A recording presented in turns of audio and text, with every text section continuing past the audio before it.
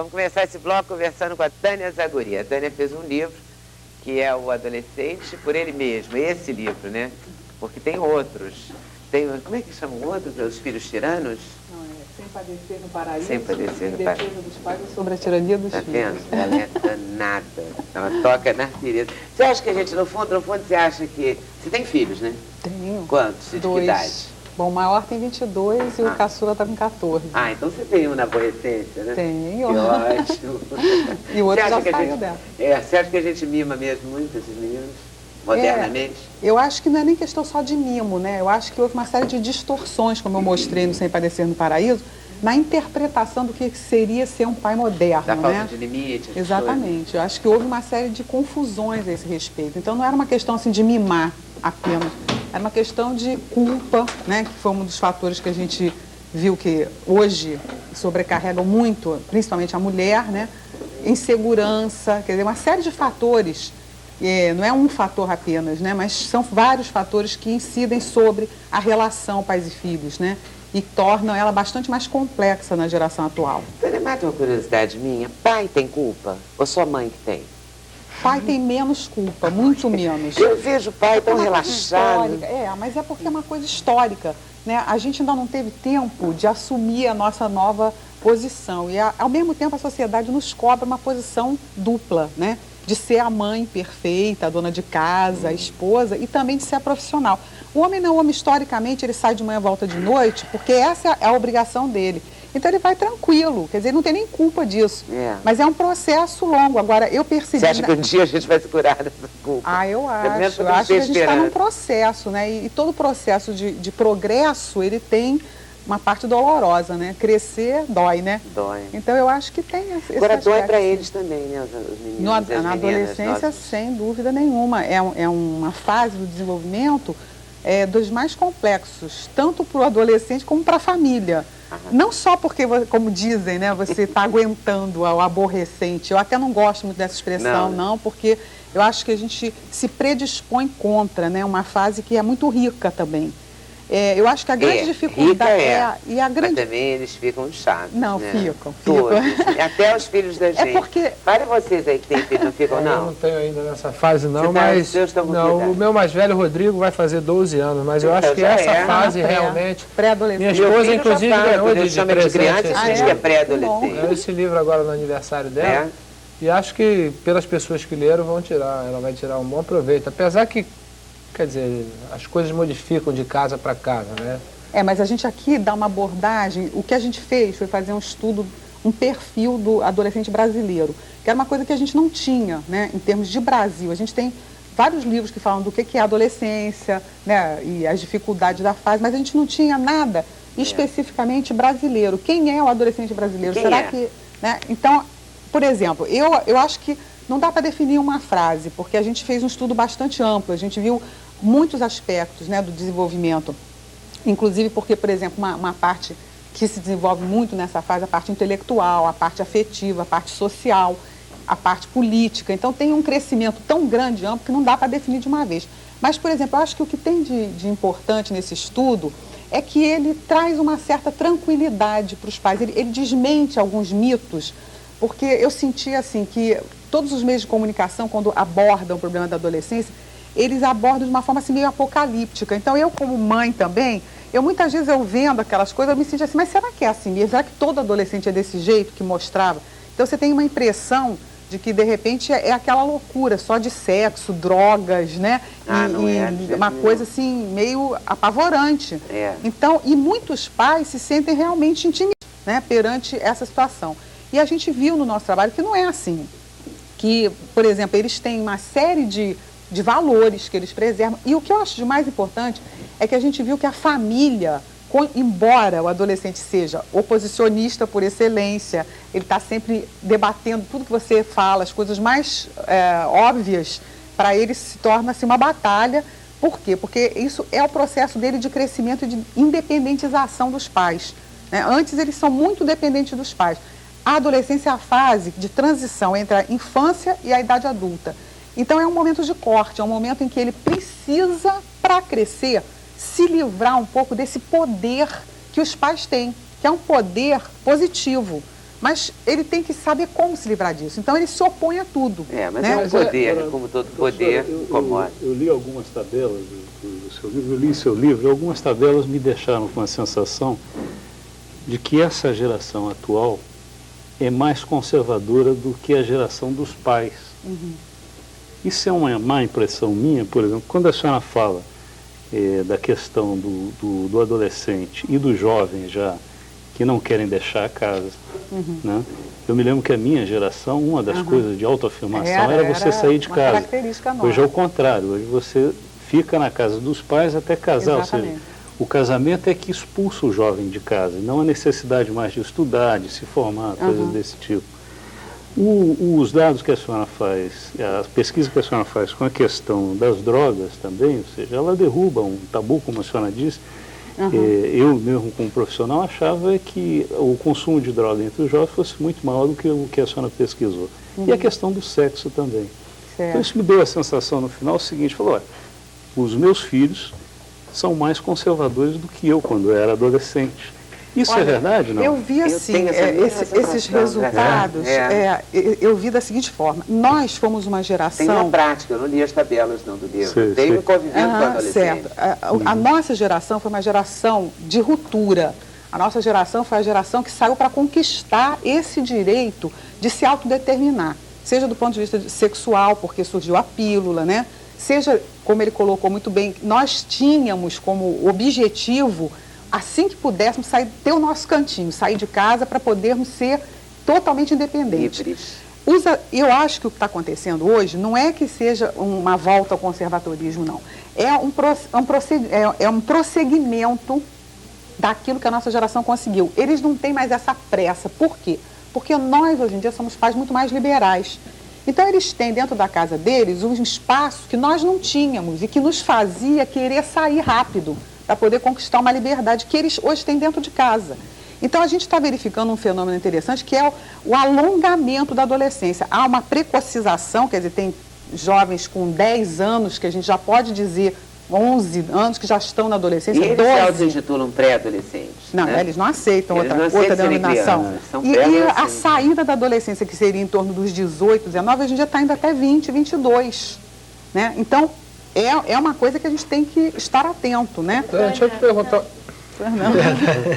Tânia, queria... Desculpa. Nada. É o seguinte, eu tenho 2 adolescentes, pré-adolescentes em casa, e eu acho o seguinte, por mais que você leia, eu acho ótimo ler sobre o assunto, porque ninguém mais sabe como educar os filhos. Então, além dessa culpa que você já falou tantas vezes, eu acho que o mundo não está ajudando os pais. Quer dizer, outro dia eu fui, vamos ao cinema. Fui ao cinema e fiquei chocada com um filme liberado para 14 anos, com cenas fortíssimas, que devia ser proibido para 40 anos. Assim, não estou exagerando, mas assim, quer dizer, hoje em dia o mundo não está ajudando, e eu acho que o sistema de vida da gente aqui no Brasil, tudo é muito meio liberal, não existe o certo e o errado, tudo meio pode. Então, eu acho que isso faz uma grande confusão para os pais e para os filhos. Quer dizer, a gente não sabe como lidar com os filhos. É isso que a gente tenta fazer no livro, é restabelecer esse equilíbrio.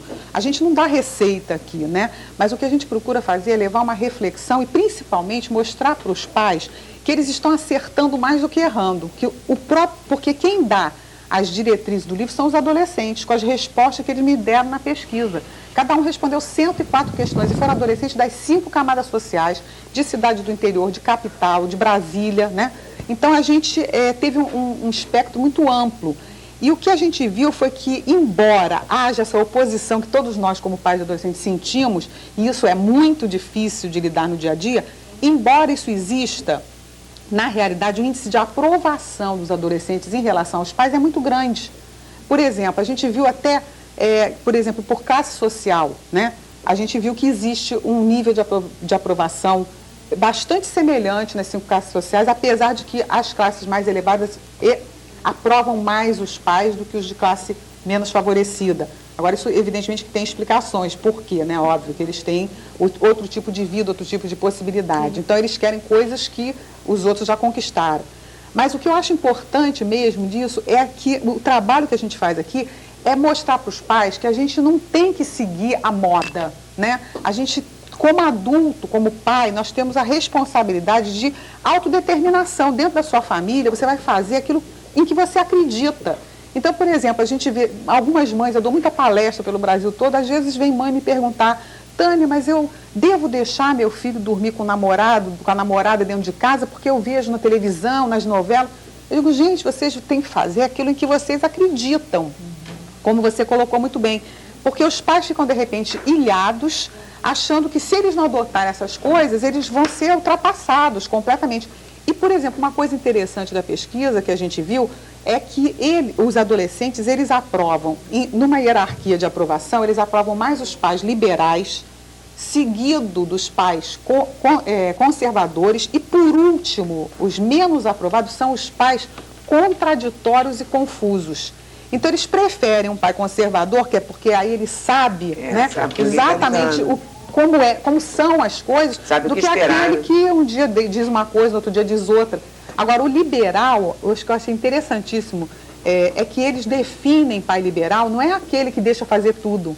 Eles definiram da seguinte forma, pai liberal, em primeira instância, é aquele com o qual se pode conversar sobre tudo.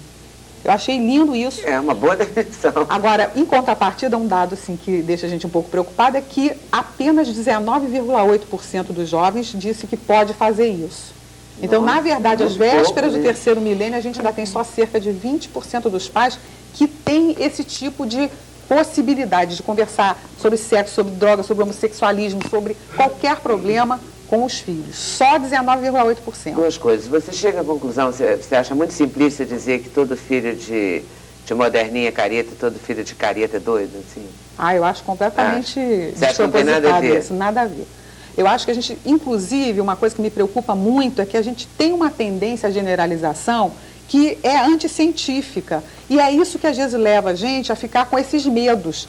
Porque você começa a ver na televisão mostrar, por exemplo, certos programas dirigidos ao adolescente que mostram um tipo de comportamento que absolutamente não corresponde à realidade. E você olhando aquilo que às vezes é a exceção, o meu trabalho mostrou isso, a minha pesquisa, que geralmente, por exemplo, maconha, que é uma coisa que está sendo discutida demais hoje em dia, apenas 7,2% dos jovens fazem uso de maconha. Todo mundo vai dizer, poxa, mas só 7,2%? Bom, se nós formos considerar que o meu universo pesquisado foi de 14 a 18 anos, de ambos os sexos, de todas as classes sociais, 7,2% significa algo em torno de uns 3 milhões de jovens. Quer dizer, é muita gente usando maconha. Agora, se a gente pensar que 7,2%, tirando 100% menos 7,2%, são quase 93% de jovens nunca usaram e nem fazem uso, então eu acho que isso é um dado importante para os pais e para os educadores, porque isso dá um alento, eu acho que a gente lê esse livro, dá uma esperança, uma confiança, né? Um resgate da confiança na família, no trabalho que a família vem desenvolvendo e nos dá algumas seguranças de continuar nessa luta, né? Que é difícil, é uma coisa complicada. Professora, peraí, vai, não, depois vai o Júnior e a Ilana que também quer falar. Há diferenças marcantes assim de respostas entre uma classe social e a outra? Em algumas coisas. É a mesma coisa, Ilana? Tem algumas coisas, sim. E coisas assim até estranhas. Por exemplo, que me lembro assim de cabeça, porque foram tantos dados, mas eu me lembro assim de algumas coisas que me chamaram muita atenção. A gente levanta uma questão, se eles apanham dos pais, né?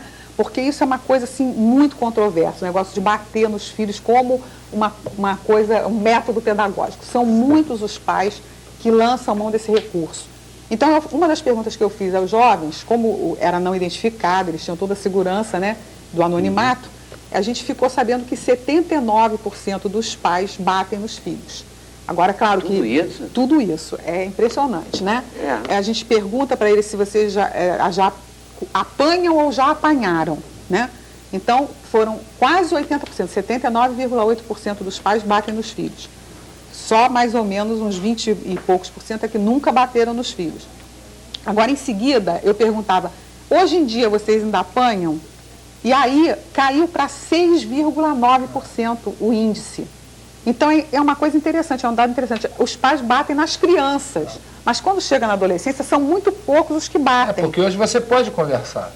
Não é só isso, é porque eu acho que tem uma série de coisas. É muito controverso isso. Eu digo, sabe por quê? Porque eu fui educado, sou de família nordestina. Esse negócio de bater é uma fui coisa educado de uma forma, assim, até a adolescência ainda existia, lógico, vamos dizer, vacilou, o couro comia.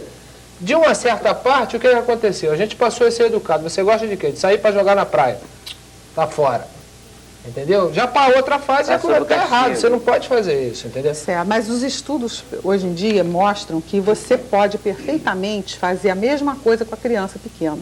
E que, na verdade, o que eu acho que acontece é que o próprio pai, ele, quando chega numa determinada fase, ele se sente, diante do momento em que o adolescente já é muito mais crítico, né? Ele se sente até inibido de bater, porque ele sabe que o adolescente é já um ser com capacidade hipotético-dedutiva, abstrata, ele tem capacidade de fazer generalizações, de tomar posições. Qual é a faixa etária que a gente pode dizer assim, esse é um adolescente? Bom, isso varia de criança para criança. Quer dizer, o que ele diz que está iniciando como ele é adolescente, ele ainda não chegou nessa fase. O que já está no final da idade, ele já é uma outra fase.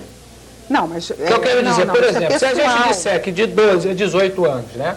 Aquele de 12, ele ainda não tem, vamos dizer, porque a adolescência é o quê? Formação de personalidade. É um processo. Quer dizer, de crítica, de você poder assumir e tomar certas posições. O de 12 ainda não tem, já o 18... Lógico, espera-se que, obviamente... A ordem natural, né? Ele amadureça. Mas o que deve se entender então, é que é um adolescência pela maturidade. Também, mas a maturidade não só é maturidade física psicossexual, social, intelectual, quer dizer, é um camisinha? Como é que isso aqui a gente levantou, por isso que eu marquei. Eles estão usando camisinha, vão usar nas suas Posso emendar uma outra pergunta, Tânia? Depois pode. Eu queria saber o que eles pensaram a respeito da família. Eu vou falar aqui. Em relação à camisinha, por exemplo, a gente fez perguntas sobre como ele evita, para os meninos, né? Como evita engravidar uma menina, ou então com relação à AIDS, foi outra preocupação. Então, por exemplo, a gente teve um índice dos que já tinham uma vida sexual ativa, 71% colocou que usava camisinha, né? E os outros usavam outro tipo de forma de... A vida sexual ativa começa com quantos anos? Ou na maioria dos casos? Varia, né? Mas a gente viu, por exemplo... sempre varia. É claro, por porque isso que não tem manual, né? Por isso que é difícil. Mas a gente pode levantar estatisticamente. Por exemplo, o que a gente viu foi que cerca de 20% se inicia em torno dos 14 anos ou menos. Menos? Agora, nós tivemos, isso é que é interessante e responde um pouco ao que você estava colocando, será que eles são mais conservadores? 64,3% dos jovens entrevistados ainda não tinham uma vida sexual ativa, a não ser assim, né? Uns amassos, uns namoros, uns beijos. O ficar, né? O ficar, mas não tinha uma relação sexual completa ainda, não tinha vida sexual ativa ainda. Agora, isso pode ser interpretado de várias maneiras, não obrigatoriamente que é uma volta ao conservadorismo. Eu acho que é apenas um momento, a gente tem a tese, a antítese e a síntese. Eu acho que eles estão no momento da síntese. Eles estão tranquilos em relação a isso. Eles têm liberdade sexual, eles não se privam dessa liberdade, mas é no momento em que eles gostam de alguém e geralmente a iniciação é com uma namorada ou com uma amiga, a maior parte dos casos. Então é interessante porque há muita mudança mesmo, né? Pô, Tânia, se a vida me permitir, eu estou vendo essa história aqui, estou achando, quer dizer, interessante o ponto que você colocou e que há uma mudança no corpo das pessoas. A menina começa a ter seios, menstrua, o menino começa a ter excitação. Existe uma mudança muito grande, quer dizer, isso faz uma parte, isso mexe na cabeça das crianças e você vê que uma criança, ela começa a não querer mais que o pai beije ou abrace na frente das outras pessoas, não quer que a mãe me chama de criança, meu filhinho, tá, não sei o quê. Então, eu acho que isso, a transformação do organismo, a transformação e a descoberta sexual trazem uma modificação na criança muito grande e que traz uma confusão muito grande também. É a necessidade de afirmação, é a necessidade de uma nova colocação, a vergonha, o pudor, entendeu? Quer dizer, até um certo ponto eu me permito que minha mãe esteja no banheiro enquanto eu estiver tomando banho. Agora eu não quero mais, eu quero trancar a porta. E quero trancar a porta por outros motivos também. Enfim, eu acho que isso eu acho que é uma das linhas mestras que mexe com todo o organismo. E, evidentemente, acaba mexendo com a sua cabeça também, né? A gente, tanta coisa mexe com a cabeça da gente já adulto, imagina com uma pessoa que está mudando maturação tudo, né? sexual é uma das características básicas tem da espinha aí, tô feio, ou tem um bigodinho que nasce esquisito. E a parte de educação preocupação com a profissão futura deles. Como é que você abordou isso? Abordei. A gente teve um capítulo sobre profissão e eu fiquei muito contente com os resultados Então vamos disso. fazer o seguinte, você responde essa pergunta e responde a questão da família do Júnior. Pois aí eu é. tenho que encerrar esse Pois bloco. não. Responde essa da Olha, profissão. eu achei assim, espetacular, porque a gente fez uma priorização em termos de o que eles consideram mais importante. Primeiro, realização profissional. Então, eles têm um ímpeto e a maioria deles já tinha definição sobre a profissão que eles pretendiam seguir nessa fase, entre 14 e 18 anos. Em segundo lugar, realização financeira. Em terceiro lugar, contribuição social. Nesse ponto, são um pouco diferentes da nossa geração, né? Que tinha muita preocupação de contribuir socialmente. O deles foi em terceiro lugar. Mas eu achei legal, pelo menos, que eles se preocupam primeiro com a realização profissional e em segundo com a financeira. Quer dizer, isso é um enfoque interessante. Podia ser pior. Podia ser pior, claro. Agora, em relação à família, a gente fez várias perguntas, sabe, Júnior, para ver assim, será que essa oposição é para valer ou é uma coisa só, como o Carlos já colocou, da idade, da insegurança, das mudanças? A gente viu, por exemplo, que 47,5% deles colocou que gosta e sai espontaneamente com a família. Numa fase em que isso muitas vezes não é de se esperar. A gente vê muitos adolescentes não querendo nem se ver, nem o beijinho da mamãe não quer mais. Né? No entanto, quando a gente levanta estatisticamente, a gente vê que 47,5% sai espontaneamente com eles. E 29% coloca que frequentemente sai junto e acha bom. Agora, outra coisa que a gente levantou também é sobre a aprovação em relação à família, né? E a gente viu, por exemplo, os pais liberais tiveram 68% de aprovação, os liberal dentro daquela conceituação que a gente já colocou, né? E 73% dos jovens que receberam uma educação muito tradicional, quer dizer, daquela que o pai se preocupa com o que os outros vão dizer, não pode falar nenhum palavrão em casa. Então, assim, nesse sentido, aí o índice de reprovação era maior, 73,1%, né? Então, é um dado interessante, Quantos né? entrevistados? A gente entrevistou 943 adolescentes no Brasil todo, né?